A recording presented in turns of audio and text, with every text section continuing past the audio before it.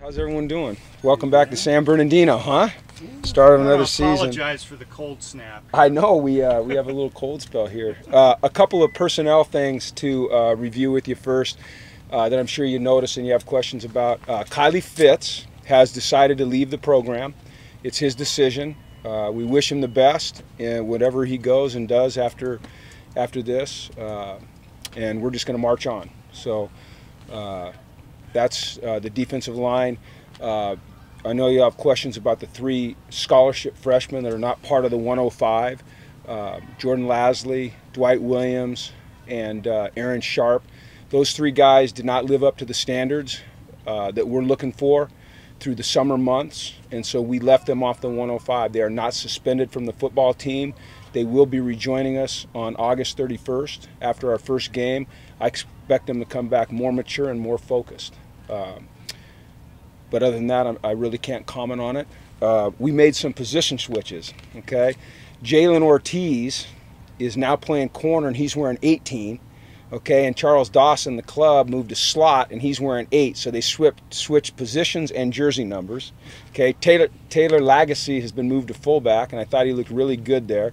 You know, we're trying to find a way to get Taylor on the field, like we're trying to do with all our guys, maximize, you know, their abilities, put them in the spots where they can help us as a football team, and we think that's a really good spot for Taylor. And then we're working Tyler Foreman a little bit at linebacker, and kind of that hybrid linebacker. We play so much nickel.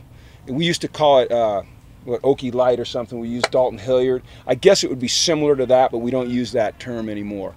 So those are the position switches. I thought it was a good day. You know, we had good meetings this morning. We came out, we had a really productive walkthrough, and then I thought we had a good practice. It's always interesting to go back and watch the film because you see more, you know, some good, some bad than you recognized with your eyes out here. But what I like is I like their focus, I like their attitude, I like their enthusiasm, and I think that we're going to get a lot of great work done up here at San Bernardino. For us, it's great to come back here. The campus is amazing. The facilities are great for us. You can see we're using a different field this year. We've got a really nice full field for our defense. We'll be able to utilize that for teamwork as well. The grass is great. This university has done an excellent job of taking care of us. The facilities are great. The meals are great. The meeting rooms are great. They're very accommodating.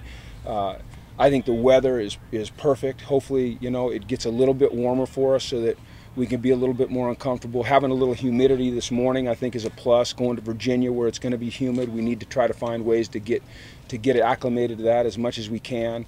But it's great for us to be back here because we can just focus on football, and we can eliminate as many distractions as possible, and we can get to know each other better, and we can push each other through a little bit of discomfort.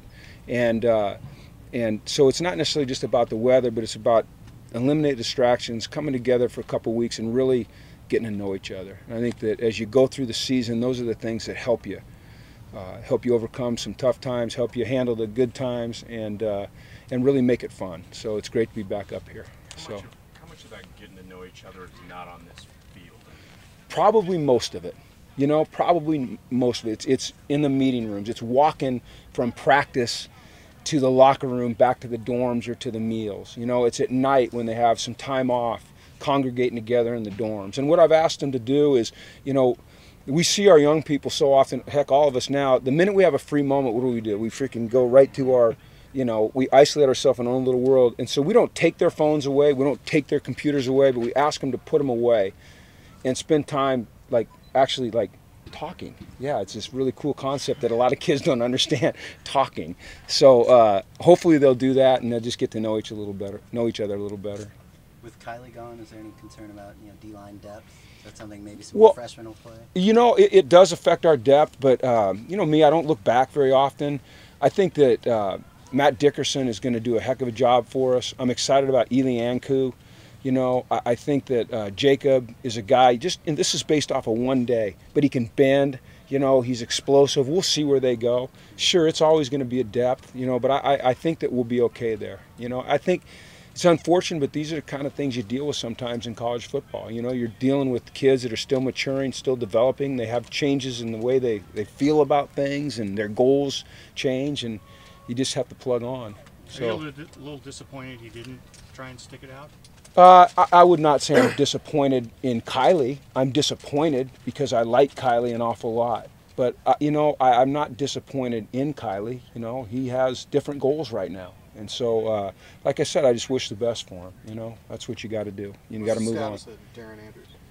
He's out for the year. He's going to redshirt. The knee.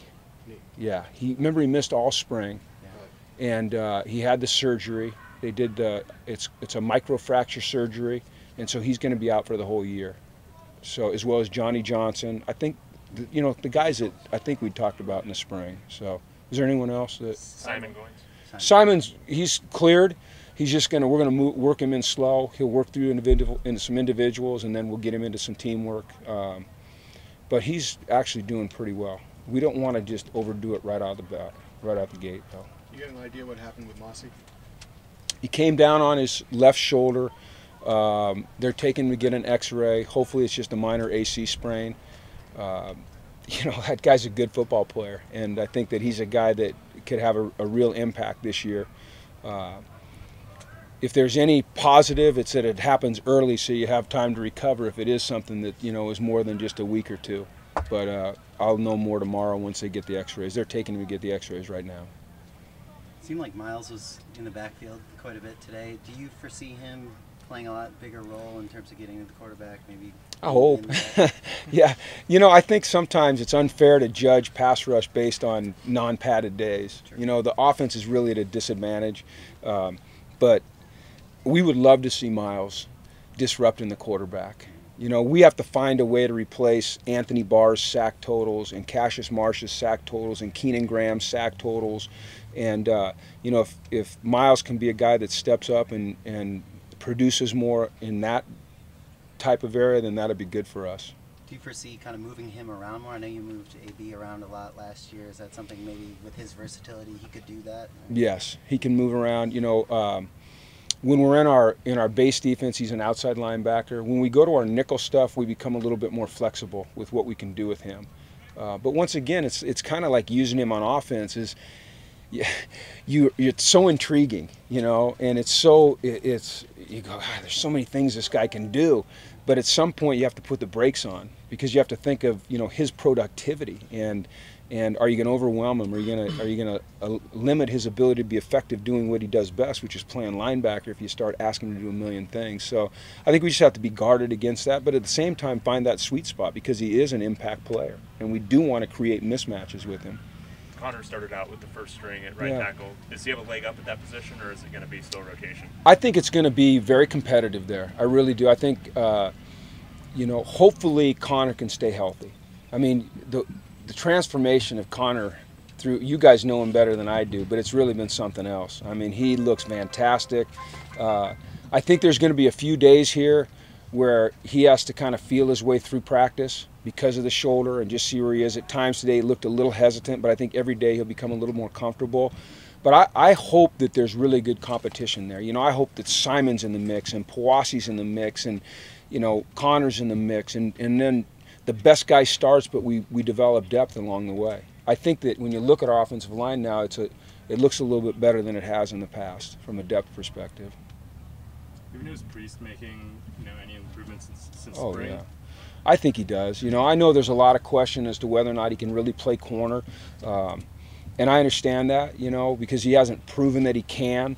But I still see traits that I like at that position. I do. I see length. I see speed. You know, because he came in as a 5-star, I think we just expected so much of him. And sometimes, you know, it takes a little bit longer for a guy to develop. I hope I'm right. You know, I hope I am. If I'm not, then we'll eventually find a place for him to play. But I think he can play corner, and I think he can play it effectively. Is that it? Okay, thanks everybody. Appreciate you being out here.